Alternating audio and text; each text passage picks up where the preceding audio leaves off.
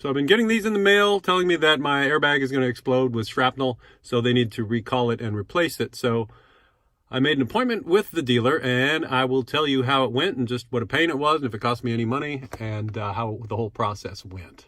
And the suspect airbag is the passenger side airbag in this case. So I dropped the car off at my friendly dealer at 10:30 a.m. and then I take my bike out of the back of the car and go down to the beach for a snack to see the local wildlife. Oh, no ice cream for you, buddy.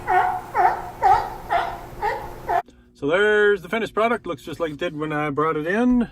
The cost, $0. It took 1 hour and 45 minutes between when they started and when they texted me and told it was done. So under 2 hours, reasonably painless, costs you nothing, and then you won't die if you get into an accident. Or at least the airbag won't explode like a grenade and frag you with all of the chunks. It's safe and approved by the manufacturer.